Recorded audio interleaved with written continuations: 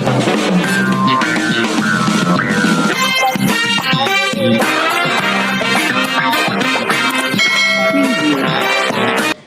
Velas Kavanus, kembali lagi di Pazinus Podcast Siswa Nusa Putra.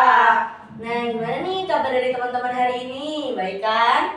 Kalau dari Fitri gimana nih? Kalau aku sendiri sih tentunya sangat baik sekali ya, karena hari ini kita kedatangan tamu yang sangat spesial. Tamu tersebut datang dari tim Badan Narkotika Nasional. Bener banget. Jadi tema kita hari ini berhubungan banget nih dengan Gen Z. Lebih tepatnya mungkin tentang rehabilitasi penyalahgunaan narkoba. Dengan saya Fitria dan dengan saya Akila yang akan menemani kalian di podcast kali ini. Oke, tanpa berlama-lama lagi, mari kita sambut Dr. Puspita Januari Farah. Selamat datang Ibu. Silakan duduk. Gimana mungkin Ibu kabarnya hari ini? Alhamdulillah baik. Sebelumnya saya mengucapkan terima kasih yang sebesar-besarnya karena sudah menyempatkan waktunya untuk mendatangi podcast kita yang satu ini. Tapi ini udah mewah. Alhamdulillah. Mungkin kita kayaknya daripada langsung masuk ke tema kita hari ini, gimana kalau misalnya kita kenalan lebih jauh dulu nih sama Ibu Puspita ya? Ibu Puspita, silakan dulu, dipersilakan. Oke, teman-teman semua, perkenalkan saya Dr. Puspita Januari Farah dari BNN Provinsi Jawa Tengah. Saya bertugas di bidang rehabilitasi. Tugas saya ini sangat mulia sekali, mendampingi teman-teman atau masyarakat yang sudah menggunakan narkotika dan memiliki niat untuk pulih, seperti itu. Mungkin Ibu, kalau dari teman-teman ini kan mungkin dari teman-teman SMK Nusa Putra ini belum terlalu banyak tahu tentang rehabilitasi itu apa sih Bu? Gitu. Rehabilitasi itu adalah proses pemulihan penyalahguna narkotika ya, dari dia pakai kemudian dia abstinen. Abstinen itu berhenti sama sekali. Kemudian di dalam proses rehab itu kita akan merubah perilaku seseorang. Ya. Kemudian selain perilaku adalah keadaan sosial dia. Keadaan sosial itu seperti apa? Keadaan sosial itu keadaan bagaimana kita berinteraksi dengan lingkungan sekitar, dan tugas kita sebagai apa di usia anak-anak pastinya adalah usia belajar. Iya benar. Kemudian kalau usia dewasa ya usia produktif untuk tahapan rehabilitasinya kayak gimana Bu? Kayak proses-prosesnya? Jadi kalau kita ngomong rehab itu ada dua macam loh ya. Oh, Gak hanya satu loh ya. Kita malah bertahu. Iya. Sangat tahu wawasan ya. Oke. Jadi rehabilitasi itu ada dua. Yang pertama rehabilitasi rawat inap. Ini buat penyalahguna narkotika yang hasil dari pemeriksaan kami itu menunjukkan bahwa dia berat, penyalahguna atau ketergantungan yang sudah berat. Yang kedua adalah pengguna rehabilitasi rawat jalan. Ini untuk penyalahguna dengan tahapan yang ringan sampai sedang. Nah, kita mau cerita ya. Boleh banget. Oke, kalau rehabilitasi rawat inap itu ya seperti kita di di suatu mungkin yang kita lebih mudah memberikan gambaran adalah kalau kita di pondok gitu ya, ya kan nginep kan? Oh iya. Dari bangun tidur kita udah diatur jam berapa, paling enggak jam 3:30 udah bangun, kemudian melakukan ibadah ya, kemudian setelah ibadah bersih-bersih, mandi dan lain sebagainya, kemudian sarapan. Habis sarapan sama kalau anak-anak di pondok sekolah kan. Kalau di kami ada kelas sesi nih. Itu khusus harus pelajar ya Bu? Atau semuanya yang Semuanya. Oh, semuanya. Modelnya tuh hampir kayak gitu. Ya, untuk baik itu usia sekolah maupun dewasa itu semua seperti. Kemudian di sesi itu lebih banyak akan membahas materi tentang penyalahgunaan zat atau bagaimana sih kamu tahu adiksi itu merubah perilakumu. Kemudian kami akan menginformasikan dengan perubahan perilaku itu ada manfaatnya nggak? Manfaatnya lebih positif atau negatif gitu. Nah kalau negatif, ayo kita rubah menjadi seperti ini. Gitu. Lebih gampang itu seperti itu materinya. Kemudian bagaimana pendekatan si klien ini dengan orang sekitarnya kita mengajarkan. Selain dia kita ajarkan untuk berhenti menggunakan zat, karena kan di dalam. Iya, dalam pengawasan Nah, juga jadi ya, Bu. lebih mudah gitu ya. Jadi seperti itu ya, akan diatur dari bangun tidur sampai tidur pagi dengan apa ya namanya jadwal yang kalau rawat jalan gitu. Nah, rawat jalan itu klien akan datang kita buat jadwal. Bisa seminggu sekali, seminggu 2 kali, atau sebulan sekali. Tergantung dari tadi penggunaan zatnya di tahap apa, kemudian disesuaikan dengan perkembangan apa namanya terapi klien. Gitu. Nah prosesnya itu apa? Kalau rawat jalan tadi dari penerimaan pasti. Kalau rawat inap kan orang inap bisa disarang ya, Langsung diawasin ya. ya. Kalau rawat jalan ini kan klien-klien kembali ke rumah. Kita juga harus menjadwalkan dengan benar gitu. Yang pertama dari penerimaan ya kayak penerimaan orang yang mau identitas diri gitu ya. Kemudian kita akan lanjut ke screening. Screening ada 2. Screening apakah benar nih si A ini menggunakan narkotika, itu kapan dan zat apa yang dipakai, hanya sampai situ aja. Ya, dalam sekian bulan, 1 bulan terakhir, 3 bulan terakhir. Nah, atau seminggu terakhir. Itu jangka waktu yang kami lihat di dalam screening. Yang kedua, screening yang kedua itu melalui tes urin. Ya, jadi belum tentu tes urinnya itu negatif. Ternyata dia nggak pakai, belum tentu. Bisa jadi salah ya. Bukan. Jadi ada beberapa zat itu di dalam tidak terdeteksi di dalam pemeriksaan urin, tapi di dalam wawancara kita screening tadi pakai ada form itu ternyata didapatkan hasil. Nanti kalau udah seperti itu, tim medis yang akan melakukan pemeriksaan dulu. Fisiknya seperti apa? Nanti kalau kita lanjut ke asesmen ternyata dia lagi withdrawal, lagi kacau-kacau, lagi putus ya. Itu kan keadaannya lagi kacau-kacau, dia ngantuk, nggak bisa fokus. Nanti kalau kita tanya ya nyambung. Nah, nanti setelah itu kalau ke dokter menyampaikan oke, keadaannya baik gitu, kita lanjut ke asesmen. Asesmen itu kita akan melakukan pemeriksaan lebih dalam. Kalau tadi kan hanya zat apa yang dipakai waktu screening, terus berapa lama.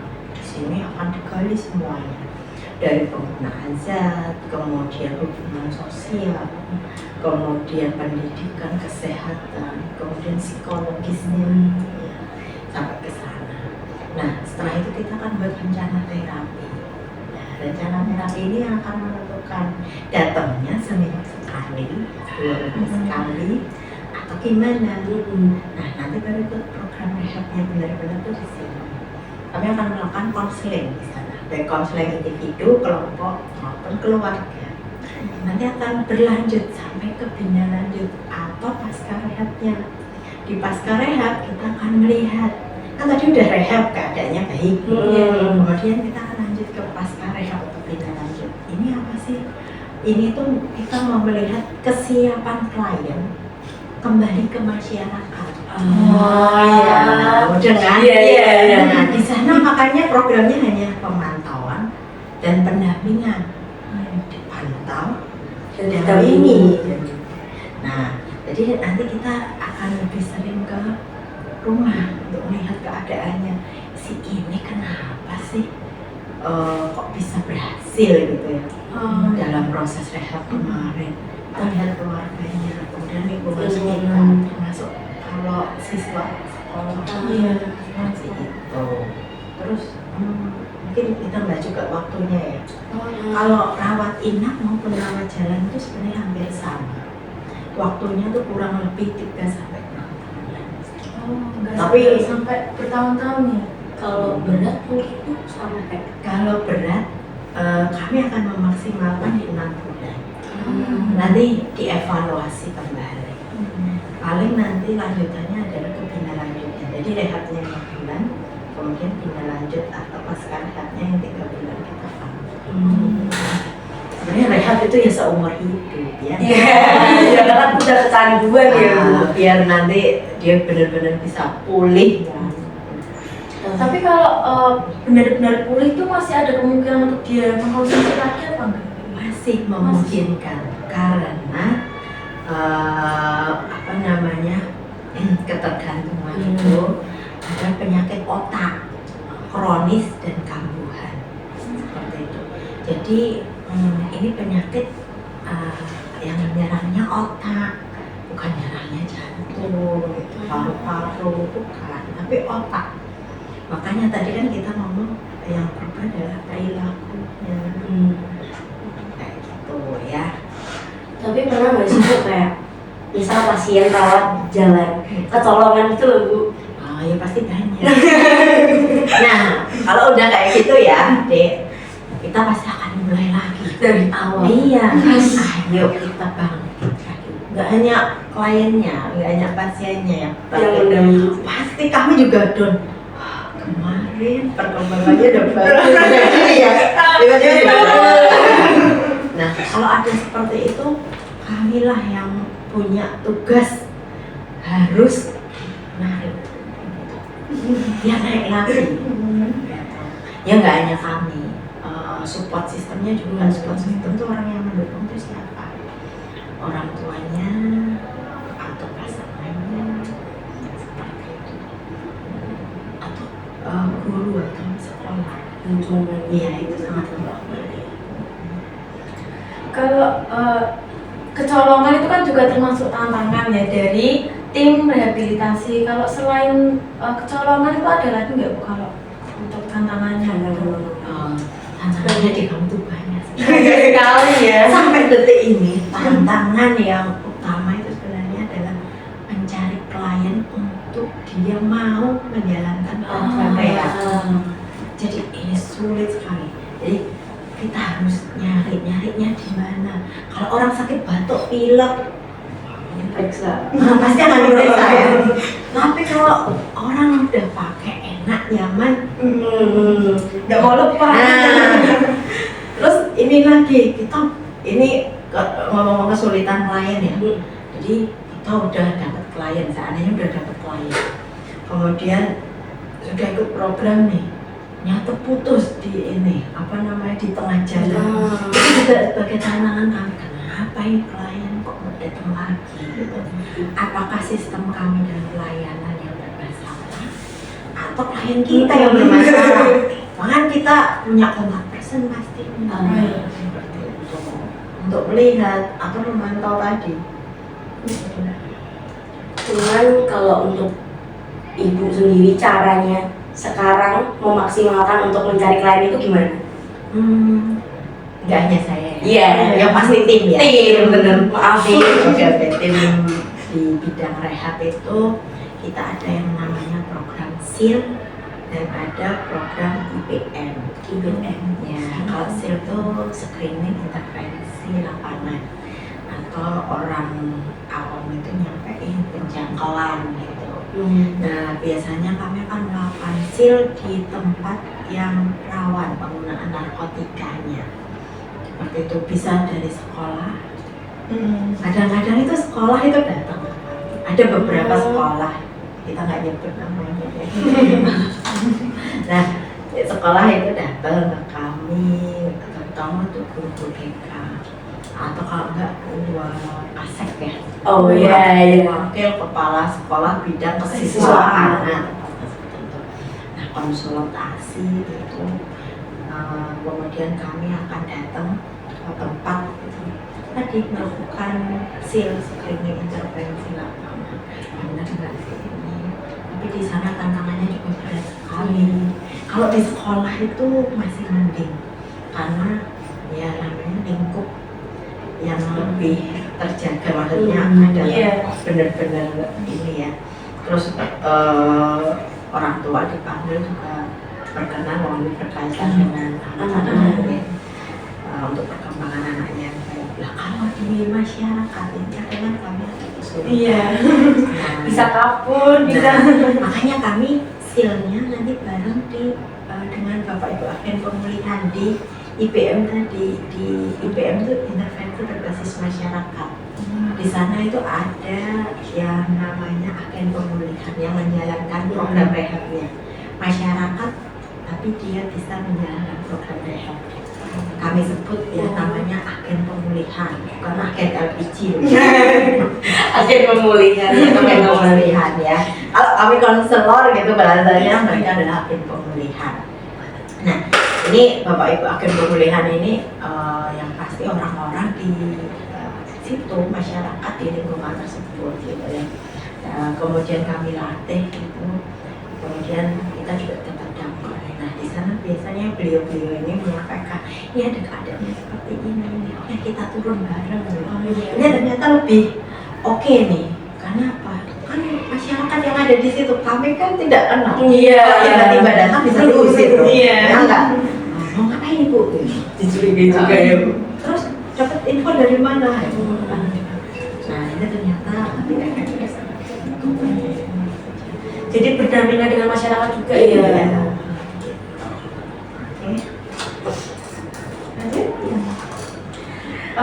Kan kita sebagai siswa pastinya ada gimana ya, peran siswa gitu untuk memerangi narkoba itu salah satu contohnya atau caranya itu bagaimana? Oke, kalau adik-adik ini sebagai siswa harus ngapain sih? Iya. Untuk memerangi narkoba, yang pertama yang pasti ya saya pesan jangan sampai pernah mencoba. Kalau hanya tahu, oh ternyata ada narkoba jenis ini, oh efeknya ini, nggak masalah, itu ilmu pengetahuan. Tapi jangan pernah mencobanya. Ya, yang pertama jangan mencoba. Kemudian yang kedua itu apa ya namanya, orangnya yang waspada. Dalam arti waspada itu gini, kalau ada lingkungan sekitarnya yang memiliki ciri-ciri, ada yang perubahan fisik, perilaku dan emosional gitu, yang nggak biasanya dia ngomongnya baik-baik aja, kenapa ditarik nih gitu ya, atau biasanya orangnya ceria kok jadi tidak Itu juga dia tersebut. Nah, itu nanti bisa kita waspada, kemudian laporkanlah ke guru BK ya. Nanti biar guru BK yang menyampaikan ke kami, menindaklanjuti ke kami. Nanti kami akan tindaklanjuti dalam pemeriksaan. Ya. Terus jangan lupa sebagai siswa ya, selain tadi jangan pernah mencoba, kemudian waspada dan laporkan, tadi mau untuk jadi generasi yang bisa memberikan contoh yang pada masyarakat. Ya. Tapi Bu, di gempuran kita game sini yang mungkin umurnya masih 17 tahun atau mungkin umur-umur labil kan, itu kan pasti ada rasa penasaran dengan hal-hal seperti itu gitu loh. Apalagi kalau misal lingkungannya sendiri itu mendukung untuk melakukan hal seperti itu, gimana ya Bu? Apalagi contohnya saya punya teman yang seperti itu. Nah, yang harus saya lakuin itu apa gitu loh Bu? Oke, jadi saran saya yang pertama, jauhi. Oh, jauh. Nah, iya, karena kalau kita masuk ke lingkup itu Takutnya malah mau nggak mau awalnya tuh enggak kamu pakai aja. Tapi lama kelamaan, ternyata temanku pakai ini kok rasanya enak ya. Apalagi temanmu cerita ya, dek, aku lagi ada masalah nih, terus aku mau pakai ini, terus kayaknya dia punya masalah pakai itu, tapi pas ada masalah. Padahal juga ya. Padahal enggak kan nambah masalah. Iya. Nah, makanya saran saya pertama jauhi. Nah, jauhi itu yang bisa langsung cepet-cepet atau bisa bertahap. Karena seusia adik-adik ini kan beda ya. Kok tiba-tiba menjauhi? Kenapa? Iya. Misalnya ya diceng ya. Apa? Iya, Dibully ya, Oke, dibully gitu ya. Nah, itu bertahap. Jadi mungkin biasanya kita ketemu dia sehari bisa 10 kali. Ya, kita kurang intensitasnya. Ini bertahap seperti itu. Tapi yang penting tadi segera menjauhi dan jangan ikuti. Nanti aku mau pakai aja. Tapi kalau di satu sisi kita ingin membantu nih, kayak ya Allah kasihan, tapi di satu sisi kita juga harus menjauhi dia kan Bu. Itu gimana itu, apa kita langsung lapor apa gimana dulu gitu loh langkah pertamanya? Oke, boleh. Ini juga berat ya. Iya. Teman dekat gitu ya. Iya. Jadi sebelum adik mau menjauhi, saran saya sampaikan ke temanmu, kamu seperti ini, itu apa enggak bosan, apa enggak capek? Kamu buat perbandingan saat dia baik-baik saja sebelum pakai, sama keadaan dia setelah pakai itu seperti apa? Dikasih realita, tapi ngomongnya jangan saat dia pakai. Ya nggak nyambung. Harusnya pas clean. Pasti lagi nggak pakai ya. Tapi kalau nggak pakai itu tetap ada efeknya gitu nggak? Efek itu kan bertahan di tubuh hanya sekian jam. Oh. Tapi tetap ada rasa kayak mau lagi. Ya pasti, karena kan otak ya. Iya. Benar nggak? Kalau dirimu sudah senang dengan makroni, iya. otakmu udah mindset makroni, merek ini enak loh. Sama juga orang pakai kayak gitu. Aku besok beli lagi ini sama. Tapi biasanya itu kalau misal orang mengkonsumsi narko A, nah itu dia bakal A terus apa? Mungkin nyoba B, nyoba C. Pastinya dia akan mencoba yang lain.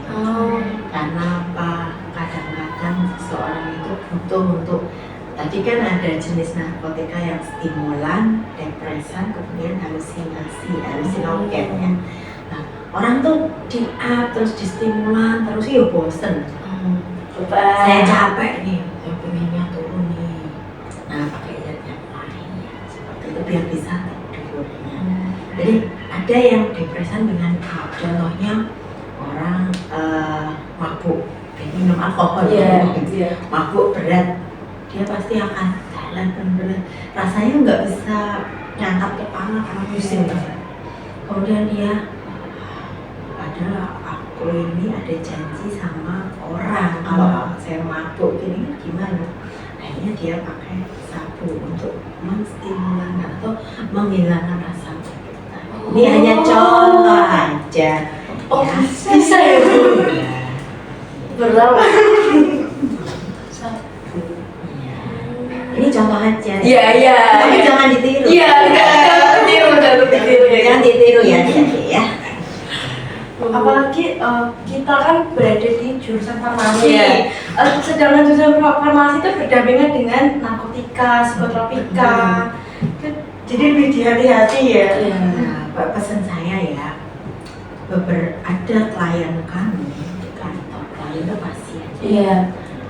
Ada yang dari orang medis, dokter, perawat itu perawat OPA yang golongan obat-obat untuk injeksi, anestesinya kan golongan narkotika. Nah, ini tidak dipakai. Yang tidur gitu kan. Ya, macam-macam. Kemudian teman-teman dari apotek, nanti dia bekerja di apotek ya, rumah sakit. Tapi nggak nyebut ya merek. Iya. Rumah sakit. Nah, ini kadang-kadang mereka tuh lalai gitu. Lalai Oh, obat ini tuh untuk ini, efeknya ini. Karena dia merasa capek. Itu kan rutinitas kadang capek. Iya. Kemudian tuntutan di rumah yang seperti ini, akhirnya dia coba nih. Nguntit satu. Nah, pesan saya nih untuk adik-adik SMP nanti jurusan farmasi ya. Tolong. Yang pertama jangan lupa jujur ya. Nah, yang kedua kan udah tahu efeknya. Iya. Ya jangan pernah dicoba. Karena kalau sekali cobain besok lagi, besok lagi. Gitu. Permasalahannya ini akan timbul tuh nggak hanya permasalahan penggunaan zat, tapi permasalahan pencurian lah ya. Ya. Nah, karena ada di depan. Iya. Biar ambil nggak ada yang tahu. Kadang-kadang pemiliknya nggak ngecek juga. Wong sudah terhitung dari ini apa namanya punyanya pasien yang operasi atau apa namanya pasien yang meninggal, kadang kan nggak diambil obatnya. Oh iya. Kayak morfin. Morfin. Nah, itu kan buat apa namanya penyakit yang udah kronis, udah terminasi ya, yang terakhir gitu, udah mendekati gitu ya, karena nyeri banget gitu. Beberapa orang kena kanker itu kan yang dirasakan nyeri. Nah, kita ngasih morfin, ternyata ini kisah yang perawat. Ternyata pasien udah meninggal. Obatnya tuh lupa nggak dibawakan. Nah, suatu saat dia ada sesuatu gitu, kemudian aku ingat di sana dong, enak nih awalnya satu, lama-lama ya jadi tambah ke. Nah, kemudian awalnya pakainya yang orang yang meninggal ini. Selanjutnya orang-orang masih nah kan jadi masalah kan seperti itu. Sekalian ambil. Jadi perilakunya berubah semua. Ada ternyata, walaupun si oknum ini udah tahu apa Hal bahaya. masih tetap dipakai. Makanya ini pesen ya buat adik-adik di farmasi, apalagi kalau apa namanya magang ya. Iya. Lama banget kan 6 bulan. Iya, 6 bulan. Mantep kan. Semua ada. Sekalian ibu, comot-comot ya. Atau mau ditanya? Jangan ya deh. Seperti itu. Tapi nih bu, kalau misal dalam kita kan mungkin saya waktu itu kan memang magang di rumah sakit dan ada juga obat-obat narkotiknya. Tapi kalau dari mbaknya sendiri nih, misal saya ngomong, aduh mbak saya sakit ini obatnya apa ya, terus disarankan untuk pakai obat itu, tapi dalam dosis tertentu gitu. Nah itu masih tergolongnya masih aman atau gimana ya bu? Kalau saya saranin ya, alangkah lebih baiknya adik periksa dulu. Otoritas pemberi yang menyarankan resep itu kan dokter. Oh, sakitnya ini, kasih ini. Gitu. Kadang-kadang ini juga namanya penyalahgunaan. Iya, Wewenang loh. Iya. Nah, jadi nanti hati-hati. Tuh takut juga ya. Ya, mungkin kalau obat biasa sih nggak ada salah gitu. Kalau obat-obat seperti ini takutnya gini, tiba-tiba ada namanya pemeriksaan urin yang mendadak, sidak gitu ya, kemudian positif, terus gimana mau menyampaikannya? Jadi saya itu kemarin pas magang di suatu tempat saya sakit ini, kemudian dari mbaknya yang di sana tuh ngasih ini, ternyata tuh ngasih urinnya positif. Nah, kalau kayak gitu gimana? Tidak bisa dipertanggungjawabkan gitu. Jadi harus hati-hati. Apa ya bu, kalau misal nih dari dokternya sendiri menyarankan berarti itu udah nggak apa-apa ya? Dokter pasti udah melihat kebutuhan pasien. Manfaat nggak sih buat pasienku ini, tak kasih ini? Oh, sebenarnya obat yang bukan golongan narkotika kan ada. Iya, Contoh aja obat batuk gitu kan banyak kan Iya. yang bukan golongan narkotika. Tapi kenapa sih harus diresepin kayak kita nyebut nama protein gitu? Iya. Nah, pasti dokter punya alasan. Oh iya, paham. Seperti itu. Jadi kemudian saya pesan kalau pasien memang sakit kemudian diresepi ada beberapa golongan narkotika itu, kemudian sembuh gitu. Suatu saat dia kambuh nyari barang sendiri gitu buat berobat. Saya pesan jangan ya, lebih baik dalam pengawasan dokter.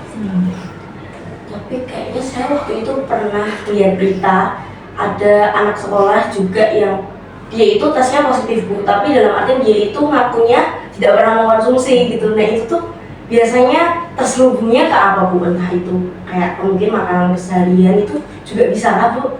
Bisa juga. Jadi kadang-kadang tadi teman mempengaruhi. Makanya tadi kalau ngomong tadi Mbak, Bu teman saya tuh pakai nanya gimana, aku harus ngapain gitu. Apa pesan teh? Ya belum jauh. Karena tadi kalau kita masih dekat-dekat, namanya anak-anak, usia anak apa? Labil. Isengnya tinggi kan? Kadang-kadang itu dia beli minuman yang bersoda, nggak usah yang maju, Iya. bersoda. Kemudian obatnya mereka haluskan, dicampur. Karena kalau soda itu kan cenderung manis banget. Iya. Terus ada pahitnya dikit, jadi nggak kelihatan atau nggak terasa. Tapi kayak gitu rasanya pahit kayak obat biasa atau manis atau apa gitu? Nah, karena kan dicampur sama soda, jadi rasanya menyesuaikan rasa soda. Kalau dari narkotikanya sendiri itu rasanya Yang mana dulu? yang mana aja Bu? Kita nggak tahu yang mana aja Bu. Kalau kita ngomong obat-obatan nih pasti obat itu rasanya Pahit. pahit. Kalau ngomong sapu itu nggak ada rasanya. Oh, yang sabu itu ya Bu? Iya, seperti kristal. Tapi bikin tenggorokannya kering. Karena dibakar, jadi kayak dirokok. Oh, Berarti nggak dirokok nggak di Ada alatnya. Oh. Alatnya namanya bom. Gitu kan. Kemudian caranya itu bisa kayak orang rokok. Saya bilang ini jangan jangan diikuti ya. jadi sih jangan ditiru. Jangan di ini ya apa? Saya kok gumun kayak apa sih? Kemudian nyari. Oh, Jangan ya. Ini hanya informasi. Wawasan Indonesia. The Bluetooth device is Salah sedikit. Langsung aja ke pertanyaan terakhir. Apa saja sih Bu program pencegahan yang dilakukan Badan Narkotika Nasional untuk menekan angka narkoba di Indonesia, khususnya untuk remaja? Itu caranya menekan itu ada sosialisasi atau apa? Yang pasti kalau program pencegahan nanti lebih ke sosialisasi. Bentuknya aja ya, yang Iya. macam-macam. Ya, sekarang lagi tren podcast. Salah satu tren. Ya, ini tren nih. Ya. Terus tetap datang ke sekolahan, ke masyarakat juga memberikan informasi. Kemudian membuat kalau kami di bidang rehab itu kan ada agen pemulihan yang membantu. Iya. Kalau mereka juga ada masyarakat yang peduli untuk di bidang pencegahannya sama. Kemudian jadi pernah juga kita buat berita. Iya, genre. Iya, Nah, hampir gitu kayak genre itu programnya, tapi ini berkaitan dengan narkotika. Tapi maaf satu lagi. Dulu kayaknya ada satu artis yang udah dinobatkan jadi duta narkoba, tapi dia malah mengkonsumsi narkoba kayaknya deh Bu. Nah, ini permasalahannya tadi pengguna narkotika yang pulih, jadi nggak ada kata sembuh loh ya, katanya pulih. Kan tadi penyakit otak kronis dan kambuhan, makanya nggak ada kata sembuh, ada kata pulih. Riwayat di. Nah, kalau mereka sudah di proses pemulihan, kemungkinan untuk jatuhnya ada nggak? Ya pasti Kenapa? Karena ada faktor-faktor penyebabnya. Makanya di dalam program Rehab kami akan gali apa sih yang menyebabkan seseorang ini pakai kemarin. Nah, kemudian seandainya adalah lingkungan, contoh lingkungan itu adalah pos kami yang ada di dekat dia gitu, yang biasa tempat nongkrong pakai gitu ya. Itu mengingatkan dia untuk pakai lagi atau kembali menggunakan. Nah, kita akan ajarkan bagaimana dia siap untuk melewati pos kamar ini sampai dia nggak ingat lagi. Awalnya pasti dalam program rehab itu dia ingat. Jadi kita minta untuk muter. Jangan lewat situ. Ada lewat situ kan ingat lagi. Nanti kebal, kamu jatuh lagi dong. Datu. Kan nggak enak. Diagramnya harusnya gini ya. Iya. Bukan gini ya. Nah, jadi kita ajarkan enggak coba. Ini kan nggak jalan lagi. Dan kalau udah benar-benar siap kita lihat kamu sudah mulai coba kamu berlatih lewat dulu separuh. Balik udah biasa bu, lanjut.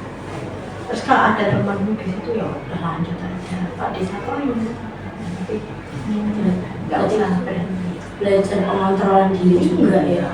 Jadi kalau ada yang kembali pakai udah dinobatkan jadi duta narkoba, itu wajar. Namanya manusia. Karena tadi penyakit otak kronis kamu. Berarti kalau kayak gitu udah pernah pakai juga ya Bu? Maksudnya? Yang jutanya ini. Loh, Iya, ya, iya, mungkin iya kan. Jadi kemarin disebut sebagai duta, kita mau lihat bahwa dia sudah selesai program rehab, keadaannya baik gitu ya. Kemudian dilihat baik nih udah 3 tahun gitu terlewati, cocok nih jadi duta. Harapannya kan kalau udah jadi duta bisa mengiring teman-temannya yang pakai untuk berhenti, ayo akses layanan rehab gitu ya. Yang belum pakai, jangan pernah nyoba. Saya merasakan ini. Iya. Jangan sampai ya. Contohnya seperti saya. Ternyata kalau dia jatuh lagi tadi kembali lagi karena dia adalah suatu penyakit kronis. Kalau udah sekali pernah coba nggak bisa Berhenti. maksudnya nggak bisa benar sembuh gitu ya. Pulih. Nanti jadi ini ilmu ya. Iya. Nanti kalau kita ngomong seorang pengguna narkotika bisa sembuh nggak sih? Adik-adik bisa nyampein Pulih. Sudah sih Bu. Mungkin nih yang terakhir nih Bu, ada pesan dan pesan nggak buat teman-teman dari SMK Nusa Putra 2? Di close statement ya. Iya. Di close statement ini saya mau menyampaikan adik-adik yang belum pernah menggunakan narkotika atau narkoba, jangan pernah mencobanya. Ya. Kemudian yang sudah mencoba saat ini, ayo segera berpikir bahwa narkoba ini sangat merugikan adik-adik. Segeralah berpikir untuk berhenti dengan cara mengikuti program rehabilitasi. Di tempat kami ada klinik Enwar Waras, tepatnya di dalam kantor BNN Provinsi Jawa Tengah di Jalan Madukoro. Silakan nanti adik-adik bisa mengakses layanan di sana. Kita kan sudah sampai di penghujung acara.